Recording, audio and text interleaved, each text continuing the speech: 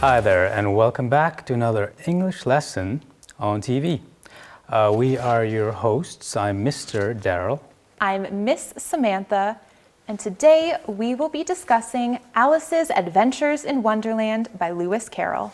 And this is for grades 7, 8, and 9. Let's begin.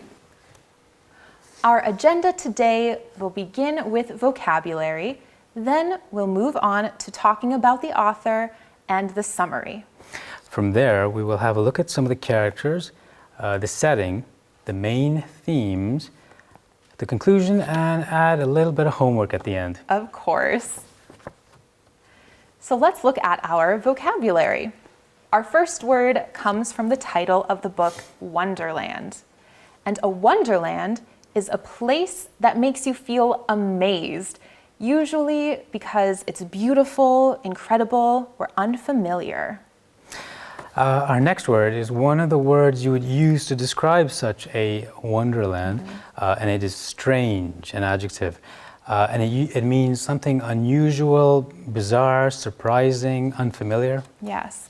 And if something is strange, it's probably also confusing. Now, confusing means there's no logic, there's no order, and it's difficult to understand.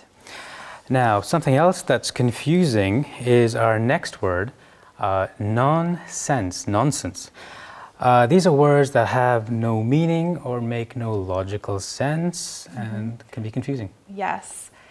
And such nonsense might be a rabbit hole.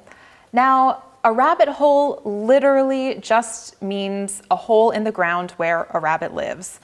But because of this very book, we now have a new phrase in the English language.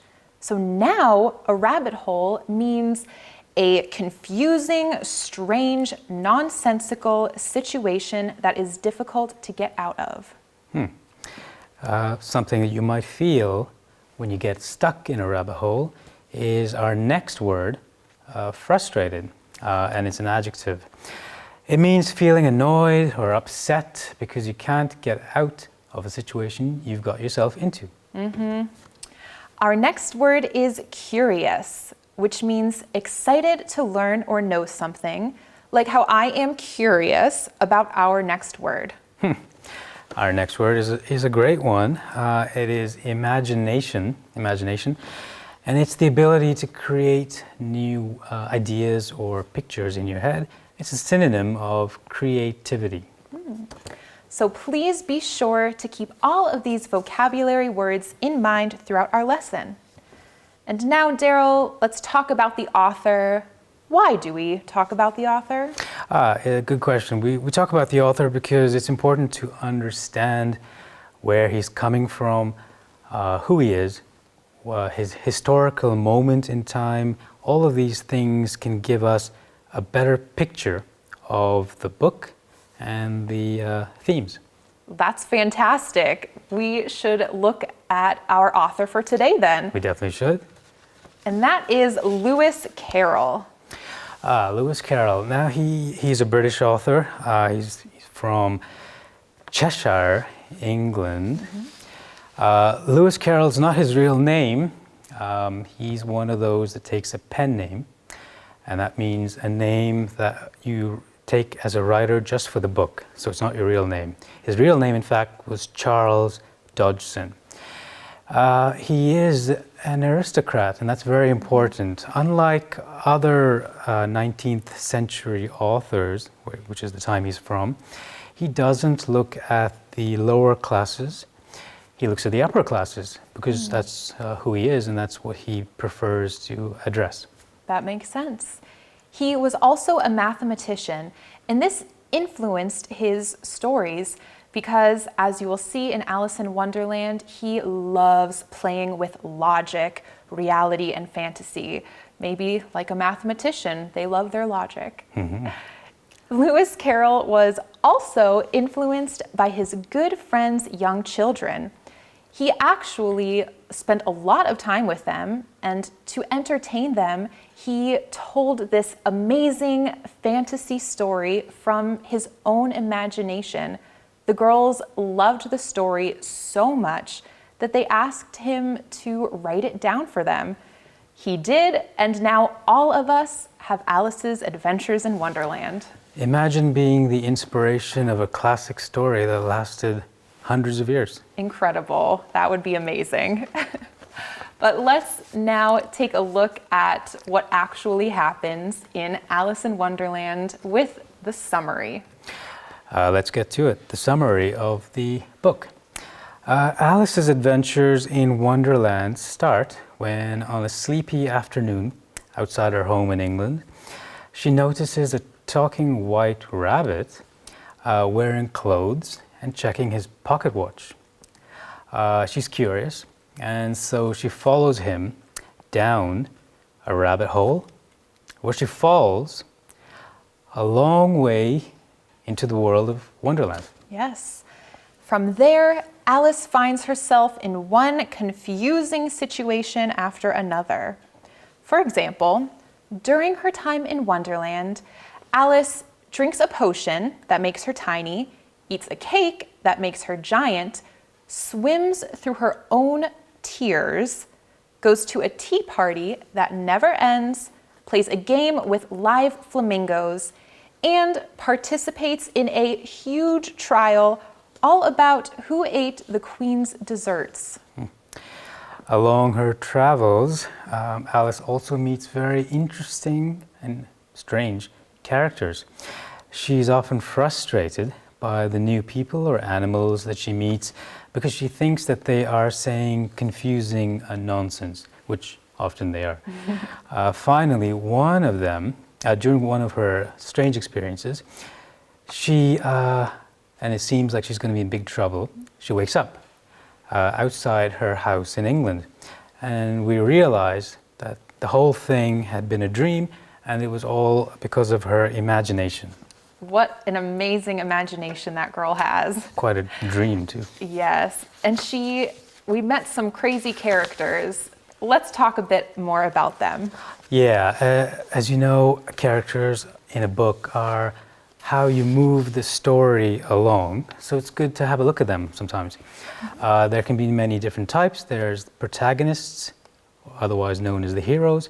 There's antagonists, otherwise known as the bad guys. There are main characters, minor characters, and this book is full of crazy characters. Our protagonist is Alice. Now Alice, the girl, she's only young. She's about 7 years old, and she's very imaginative. She's also very curious about everything, and this is the thing that gets her often into trouble.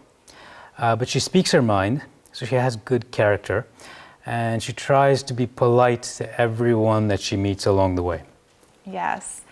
Now our next character, the White Rabbit, is kind of the character who starts it all. He is who brings Alice into Wonderland. He is a nervous, older rabbit who is running very late and is very worried about that. And he doesn't treat everyone kindly. So he and Alice are quite different in that respect. Another pairing of opposites, in a way, are our next two characters, the Queen and King of Hearts. Now the Queen, she's rude, angry, unhappy all of the time, and she wants anyone who annoys her to be killed off by her guards. Now that's the Queen. But her husband, the King, is a lot calmer, is a lot gentler, and quietly, in fact, forgives everyone that the Queen wants to have killed. So they make a good balancing act.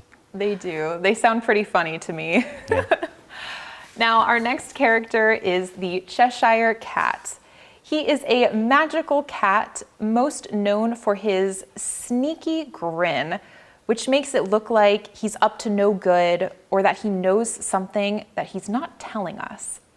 He likes to confuse and even frustrate Alice, but in the end, he is always there for her.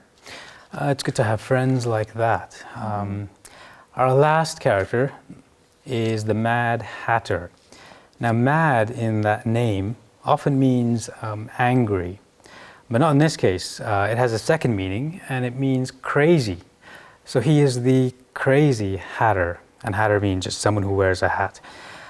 He is always having a tea party because he thinks it's always tea time, no matter what time you meet him. Yes. And speaking of time, let's move on to setting. And setting is the time and place, or when and where, of a story. So let's look at the specific setting here, Alice in Wonderland. So, as I mentioned before, the writer, Carol, he's from the 19th century, and it is the Victorian era, and it's a time of social change, and it's a time of cities getting more urbanized. But this book is not about those things.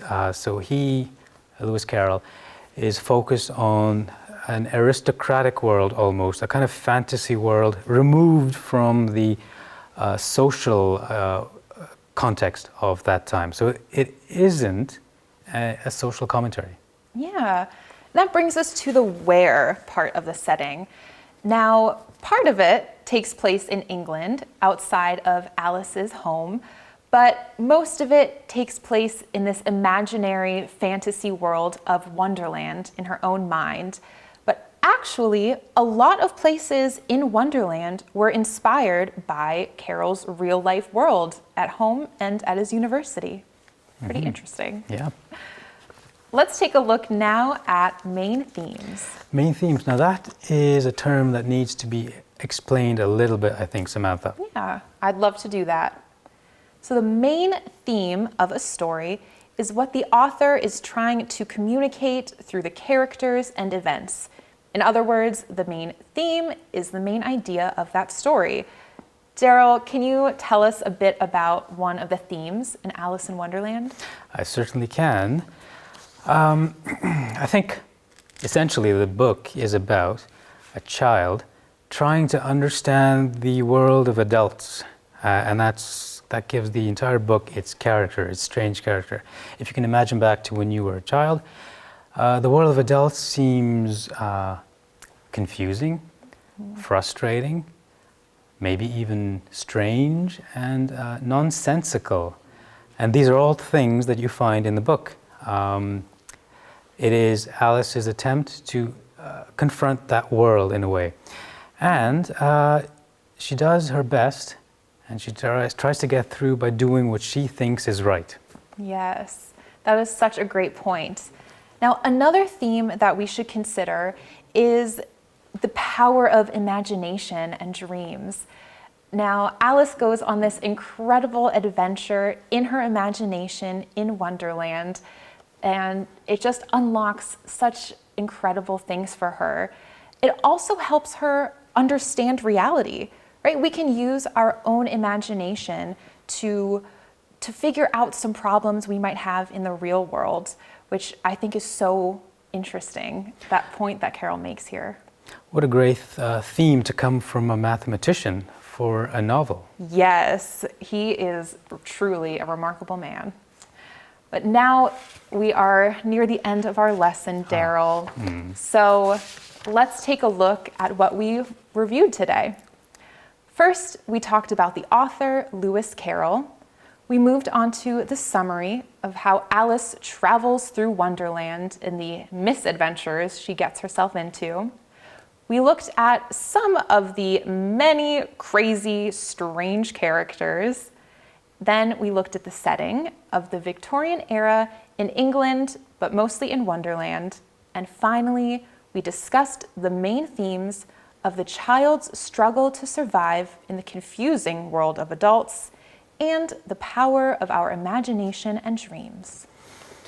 This would be a good time to look at the words we mentioned at the beginning of this lesson. And let me recall them for you now, one by one. First we had Wonderland, then strange, confusing, nonsense, rabbit hole, frustrated, curious, and imagination. Yes, So be sure to review those at home. And we have something else for you to do at home as well, which is our homework for the day. I suppose it wouldn't be a lesson without homework. Now, something I'd like to mention, Samantha, we've both enjoyed looking at all of the essays and submissions and art stories and projects that have been coming in from students all over Georgia. And I think it's been a great way to actually get them involved in our little table discussion. Yes, I absolutely agree. Everyone has had such incredible ideas. Honestly, Daryl and I have been learning a lot from you guys. So please continue to participate and join us in these lessons by submitting your homework to us. Our question of the day for you students is create your own wonderland. Use your imagination to think of a strange setting, confusing characters, and a silly summary of your short story. Yes, I am so excited to read these. Oh, I love this idea. So again, submit these to us at englishbookeducation.co.uk/homework. We'll give them a read. And thank you again for joining us today. It was wonderful chatting with you. We'll see you all next week. Have a great week. Bye, everyone. Goodbye.